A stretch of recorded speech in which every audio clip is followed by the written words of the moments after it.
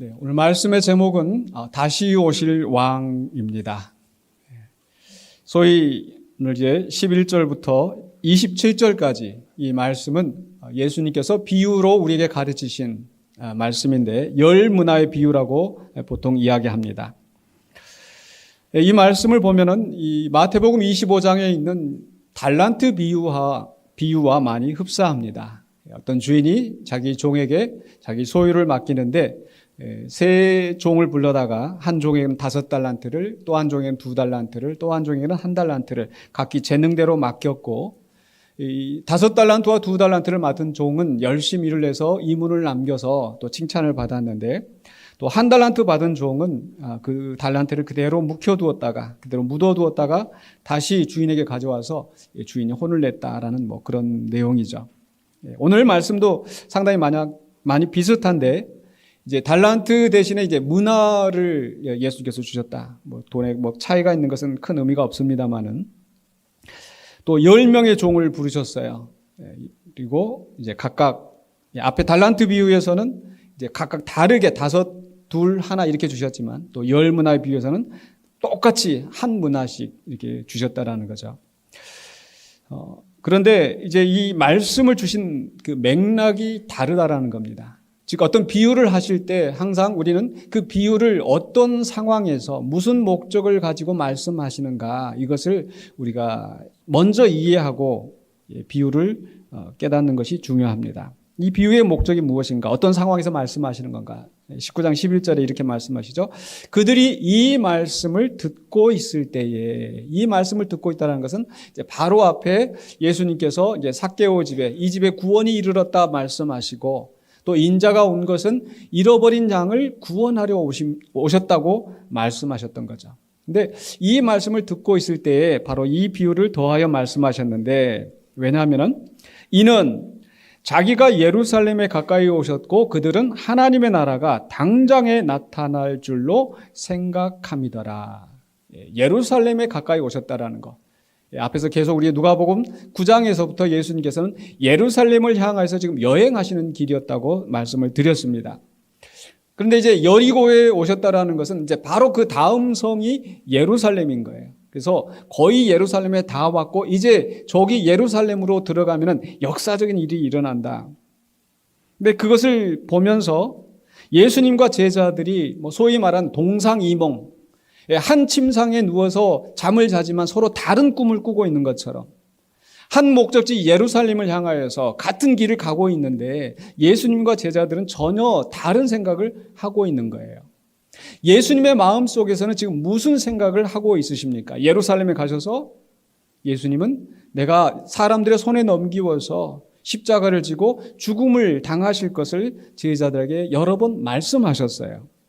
그러니까 제자들은 그게 무슨 뜻인지 이해하지 못했습니다. 그저 비유처럼 상징처럼 아마 그렇게 받아들여지는 않았을까. 근데 제자들이 생각하는 것은 바로 하나님의 나라가 당장에 나타날 줄로 생각하였다. 하나님의 나라가 나타나면 좋은 거죠. 그런데 지금 제자들이 생각하는 건 뭐냐면 마치 이 세속적인 방법으로 이 혁명을 일으켜서 권세를 잡는 것처럼, 사실 옛날에도 그런 일들이 많이 있었습니다. 어떤 왕이 있는데 다른 사람들이 불만을 가지고 그 왕을 제거를 하고 자기들이 권세를 가지고 자기들의 통치를 하는 거죠. 이런 것처럼 지금 로마가 세계를 지배하고 또 헤롯이나 이런 악한 권세자들이 지금 다스리고 있어서 그 속에서 고통을 당하고 있는데 지금 예수가 이제 예수님을 따라가서 그들을 다 뒤집어 엎고 자기들이 어떤 권세를 차지하는 그런 하나님의 나라를 기대했고 그런 하나님의 나라가 당장에 나타날 줄로 생각하고 있었다라는 거죠. 그래서 이 제자들은 이 새로운 세상에서 누가 높은 자리에 차지하는가, 누가 첫째인가, 누가 둘째인가, 누가 좌편에 누가 우편에 예수님 우편에 앉을 것인가, 이런 권세 자리 다툼을 미리 지금 하고 있는 그런 상황이었던 거죠. 그런 제자들을 보시면서 예수님께서 이 비유를 말씀하시는 거예요. 착각하지 말라는 거. 하나님의 나라는 당장에 나타나는 것이 아니라는 거.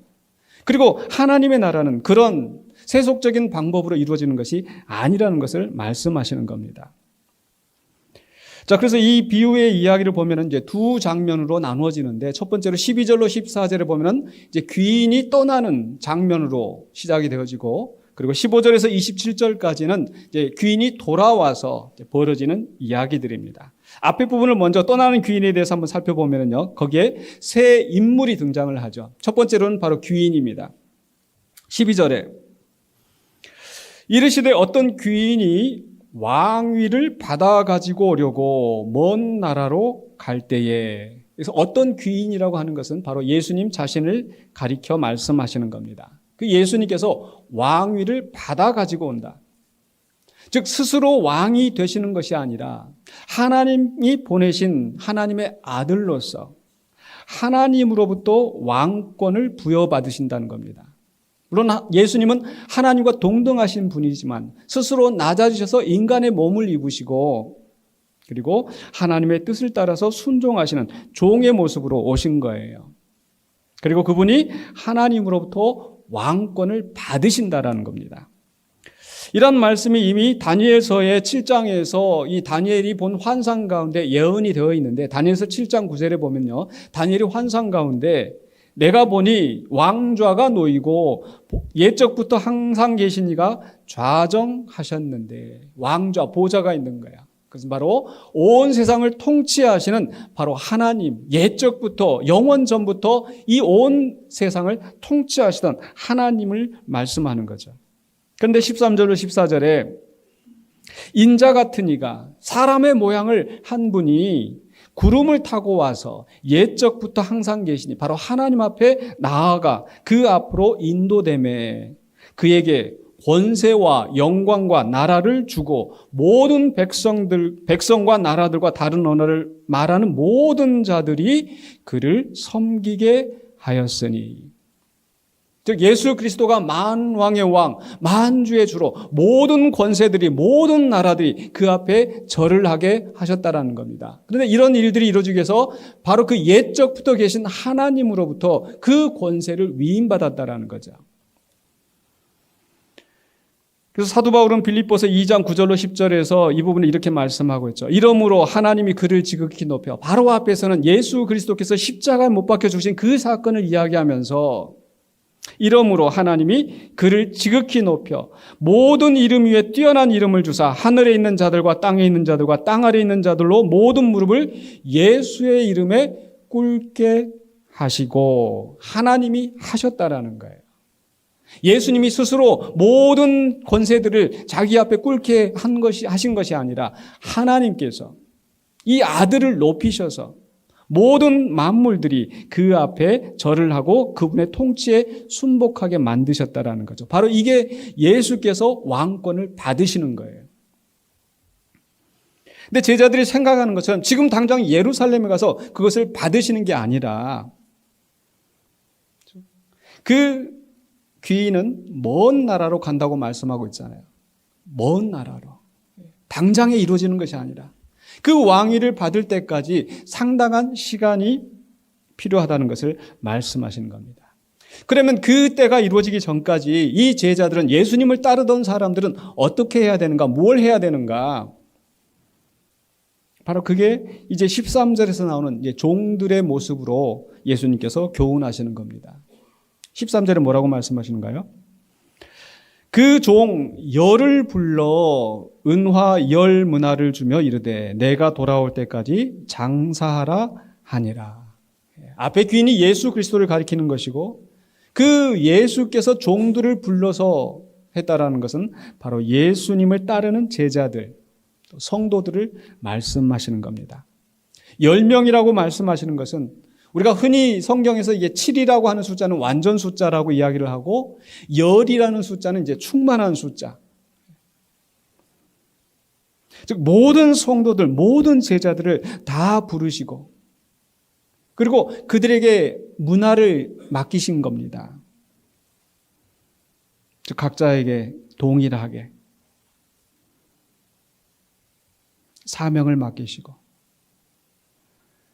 어떤 사명을 감당하는지는 구체적으로 나와 있지 않습니다. 장사하라, 사업하라 라고 말씀하신 건데, 그 어떤 모양으로는 우리는 다 주님 앞에 이 한 문화를 받은, 사명을 받은 자들이라는 겁니다. 그래서 우리는 그 사명을 받은 자들로서 바로 이 귀인이 돌아올 때까지 우리는 장사를 하고 사업을 해야 되는 그런 책임을 가지고 있는 거죠. 자, 그런데 14절에 보면은 또 다른 제3의 인물이 나오는데 바로 백성들입니다. 14절입니다. 그런데 그 백성이 그를 미워하여 사자를 뒤로 보내어 이르되 우리는 이 사람이 우리의 왕됨을 원하지 아니하나이다 하였더라. 종들만 있는 게 아니고 이 귀인이 왕이 되는 것을 원치 않았던 그 귀인을 미워하는 사람들이 있었다라는 거죠. 근데 이 말씀, 이 비유는 사실 그 당시에 사람들에게는 굉장히 익숙한 그런 이야기였어요. 왜냐하면은 바로 이 이스라엘이 로마의 식민지 아래 있었기 때문에 그 이스라엘을 다스렸던 왕을 우리가 분봉 왕이라, 즉 로마에게서 이 왕이 되는 것을 허가를 받아서 임명을 받아서 이 나라를 통치하는 거예요. 그러니까 자기 임의대로 또 자기가 원하는 사람에게 또는 자기 아들들에게 왕위를 물려주는 것이 아니라 꼭 이렇게 또 이게 왕을 세우려고 하면은 또 가서 로마에 가서 이것을 위임을 받아야 그 왕권을 행사할 수 있었다라는 겁니다. 그런데 예수님이 태어나실 때 그 왕이 바로 헤롯 대제라고 하는 왕인데 그 아들이 또 헤롯 아켈라오라고 하는 왕이 있어요. 근데 이 아켈라오가 왕이 되기 위해서 이제 허락을 받으려고 하는데 지금 오늘 비유에 말씀하신 것처럼 사람들이 이 아켈라오가 자기들의 왕이 되는 걸 원치 않았다라는 거예요. 그래서 글자 그대로 이 말씀대로 이 사자들을 보내가지고 이 사람 우리 왕이 되지 않게 해달라고 이게 투서를 내고 이게 그런 상황이었었던 거죠. 그런데 로마에서는 이 아켈라오를 왕으로 세웠어요. 그랬더니 아켈라오가 와서 어떻게 하겠어요? 내가 왕이 되기를 이 거절했던, 반대했던 사람들을 이제 핍박하고 그런 상황이 펼쳐지는 게 바로 이 당시의 역사적인 상황이었었다라는 거죠. 물론 예수님이 공생이 시작하기 조금 더 전 이야기지만, 즉 사람들에게 익숙한 이야기였는데, 즉 예수님이 여기서 말씀하시는 것은 그게 초점이 아니라 그 역사적인 이야기를 하시자는 게 아니라 예수님이 왕권을 받아오시는 것은 하나님의 뜻이지만 그러나 그 백성 가운데 그것을 반대하는 자들이 있었다라는 거예요. 누구를 말하는 걸까요? 바로 바리새인과 서기관들이, 대제사장과 또 그 수하들이, 또 백성들 가운데 여전히 예수님을 믿지 않고 예수께서 빛으로서 그들 가운데 오셨지만은 그들이 영접하지 않고 배척하였던 바로 그 사람들. 그들은 예수 그리스도를 인정하지 않았습니다. 물론 그렇다고 해서 그 사람들이 지금 하나님한테 무슨 사자를 보내가지고 뭔가를 한 그런 상황은 아니겠죠. 뭐냐면은 그들이 이 귀인이 왕위를 받는 것을 반대하고 미워하기 때문에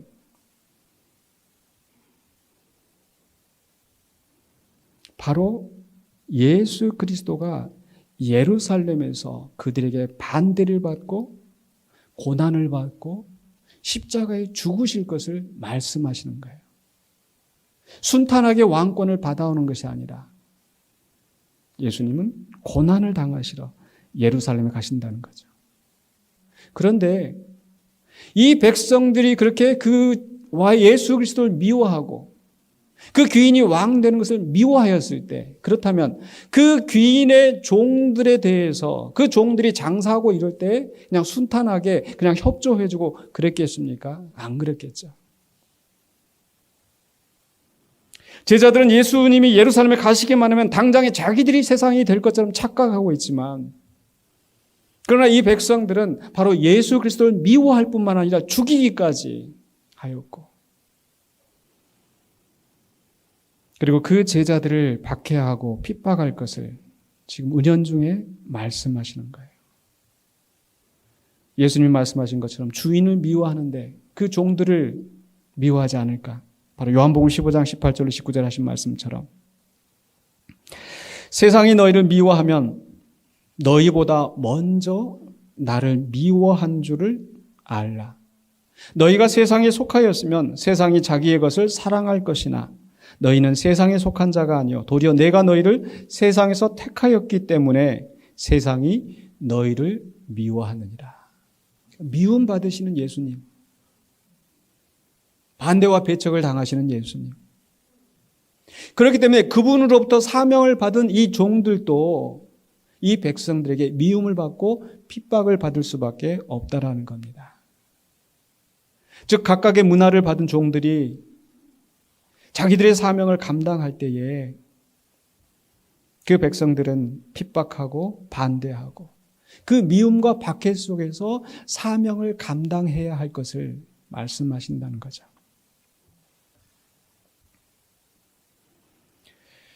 그런데 이제 장면이 바뀌어서 15절로 27절에 보면은 이제 돌아온 귀인에 대해서, 왕이 되어 돌아온 그 귀인에 대해서 말씀하죠.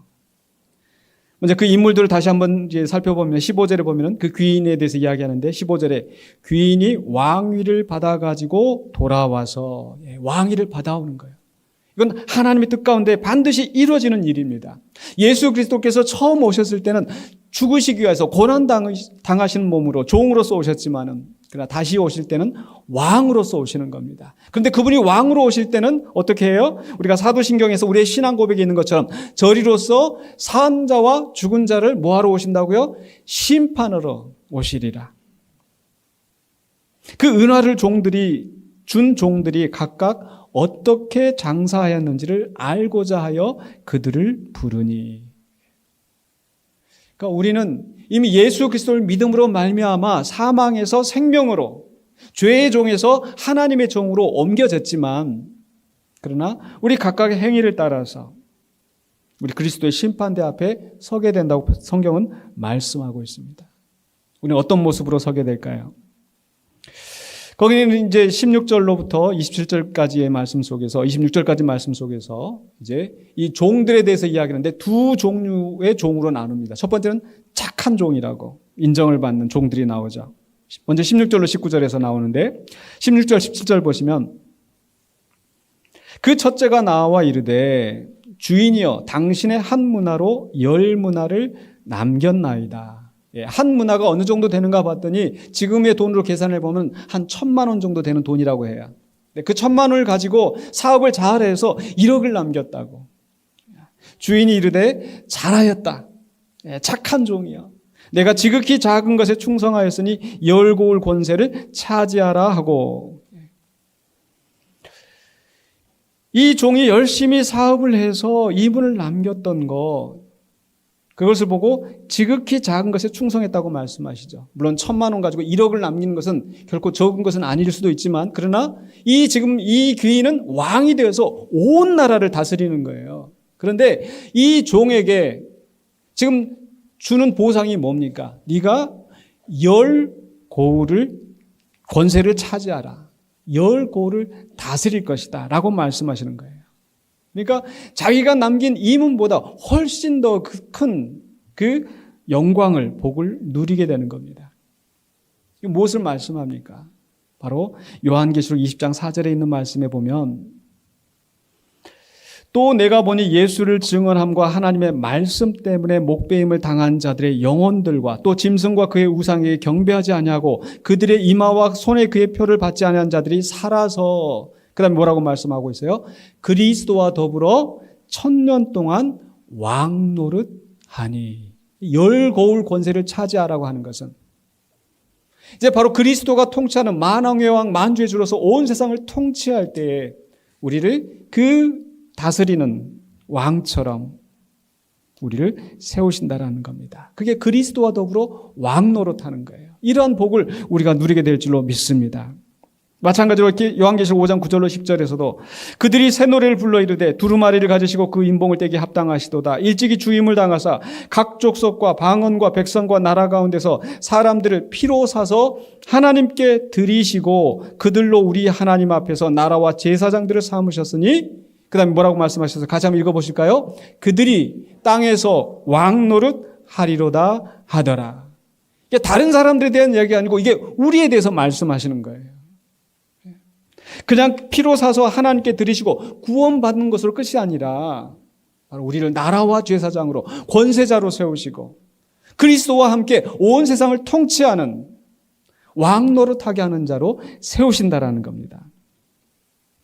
그 다음 계속해서 18절로 19절 보면 그 둘째가 와서 이르되 주인이여 당신의 한 문화로 5문화를 만들었나이다. 주인이 그에게 도 이르되 너도 5고을을 차지하라 하고. 무슨 말씀입니까? 그 한 문화로 10문화를 남긴 사람에 비해서는 5문화밖에 안 남겼으니까 야 얘는 10문화를 남겼는데 너는 5문화밖에 못했냐? 이렇게 말씀하시지 않는다는 거예요. 그에게도 말씀하시기를. 그에게도 역시 그의 역량에 맞게 5고을을 다스리는 권세를 주신다고. 그에게도 동일하게 잘하였다. 착하고 충성된 종아라고 칭찬하신 줄로 믿습니다. 무슨 말씀인가? 우리 각자가 하나님 앞에 맡은 사명이 있는데 그 사명을 감당하였을 때 그 결과가, 그 열매가 어떤 사람은 많이 맺는 사람이 있을 수도 있고 어떤 사람은 적게 맺은 사람이 있을 수도 있겠죠. 그러나 그 결과의 차이를 우리 주님께서는 크게 생각하지 아니하시고 누구라도 열심히 최선을 다해서 시도하고 노력한 자들에게 하나님께서 이러한 영광을 우리에게 허락하실 줄로 믿습니다. 근데 그렇게 하지 않은 종이 있었다라는 거예요. 그게 이제 한 종이 나와서 20절로 26절에 있는 그 악한 종의 이야기가 나옵니다. 20절로 21절에 또 한 사람이 와서 이르되 주인이여 보소서 당신의 한 문화가 여기 있나이다. 내가 수건으로 쌓아 두었었나이다. 이는 당신이 엄한 사람인 것을 내가 무서워함이라. 당신은 두지 않은 것을 취하고 심지 않은 것을 거두나이다. 아니 내가 이거 가지고 장사하다가 또 실수해서 실패해서 이거 잃어버리면 어떡하나. 이 주인은 엄한 사람이라서 이거 내가 이거 다 돌려달라고 하면 내가 큰일 나겠다 해서 그것을 차라리 묻어두었다는 거예요. 근데 그 주인이 뭐라고 합니까? 19장 22절에 악한 종아, 악한 종아. 내가 네 말로 너를 심판하노니 너는 내가 두지 않은 것을 취하고 심지 않은 것을 거둔 엄한 사람인 줄로 알았느냐? 왜 이렇게 화가 났겠어요, 주인이? 그 지금 종이 평가하는 주인이 맞지 않다라는 거예요. 주인이 이 종에게 원하는 것은 너희들이 이렇게 장사를 해서 꼭 이 문을 남겨라 이걸 이야기하는 게 아니라 이 문화를 가지고 장사하라. 주님 앞에 우리가 많은 결과를 내지 아니하였다고 해서 주님이 우리를 책망하시고 부끄러워하시고 그러실까요? 가난한 과부의 2렙돈도 가장 귀히 보시고 누구보다도 많이 헌금하였다고 칭찬하신 우리 주님이신데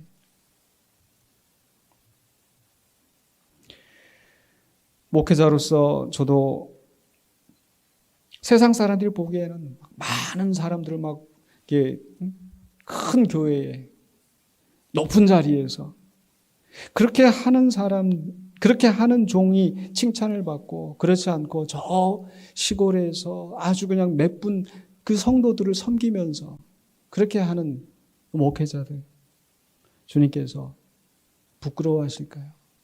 그렇지 않을 줄로 믿습니다. 세상에서 보기에는 별로 대단한 것 같지 않아도 내게 주신 사명 최선을 다해서 감당하고 주님 앞에 서는 성도들을 하나님께서 기쁘게 받으실 줄로 믿습니다. 그러나 그렇지 않고 나 같은 사람이 뭘 해? 또는 주님 오셔서 이 심판하실 것을 전혀 생각하지 않고 그냥 세상의 일에 매여서 물론 세상 일을 하는 것이 다 잘못됐다는 것이 아니라 정말 주님의 주신 사명에 대해서는 전혀 생각하지 않고 다 묻어두고 주님을 만나는 그런 모습은 아닌지. 그 종은 분명히 뭔가 나쁜 짓을 하지 않았지만 그러나 맡겨주신 사명 방관하고 하지 않은 것에 대해서 악한 종이라고 주님이 말씀하셨다는 거예요. 그리고 24절로 25절에 곁에 섰는 자들에게 이르되 그 한 문화를 빼앗아 10문화 있는 자에게 주라. 그들이 이르되 주여 그에게 이미 10문화가 있나이다. 그 한 문화마저도 빼앗아서 다른 종에게 충성된 종에게 맡기라고 하시는 거예요. 26절에 주인이 이르되 내가 너에게 말하노니 무릇 있는 자는 받겠고 없는 자는 그 있는 것도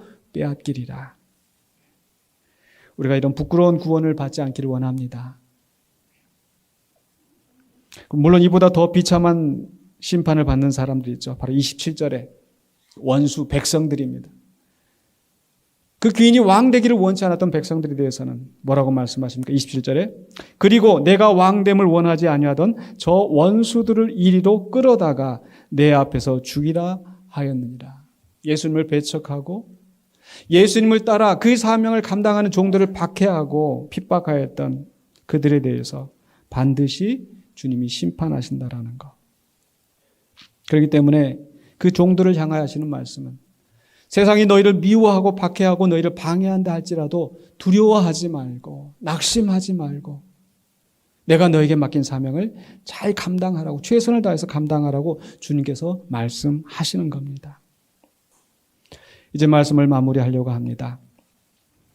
이 열 문화의 비유를 통해서 주님께서 우리에게 교훈하고자 하신 내용이 무엇입니까? 이 제자들이 기대하는 것처럼 하나님 나라가 당장에 나타나서 자기들이 원하는 그 욕구를 채워줄 걸로 생각하지만 그 하나님의 나라는 금방 이루어지지 않는다라는 겁니다. 예수님께서 여러 번 제자들에게 말씀하시기를 그 때를 알지 못한다. 오직 아버지만 아신다. 물론 그때가 당장에 언제 이룰지 도적같이 이룰 줄 알지 못하지만은 그래서 우리가 항상 깨어 기도해야 되지만은 그러나 우리의 생각처럼 쉽게 빨리 속히 이루어지지 않을 수도 있다라는 것. 우리는 그 때를 기다리면서 주여 속히 오시옵소서 하고 기다립니다. 그 기다리는 동안에 우리는 뭘 해야 됩니까? 우리 각자에게 주시는 사명이 있다라는 거예요. 10사람에게 한 문화를 주셨는데 모두에게 주신 겁니다. 그리고 그 주님 오실 때 반드시 그 앞에서 우리가 어떻게 일하였는가, 어떻게 사명을 감당하였는가 정산하신다는 거예요. 그 주님 오실 때 우리가 착한 종으로 설 수 있기를 주의 이름으로 간절히 축원합니다. 근데 이런 개개인에 대한 것뿐만 아니라 또 우리 주님께서는 이 교회에 대해서 이 땅에 있는 이 교회에 대해서도 또 심판하실 줄로 믿습니다. 착한 종이 있고 악한 종이 있었던 것처럼 교회도 착한 교회가 있고 악한 교회가 있을 것 같아요.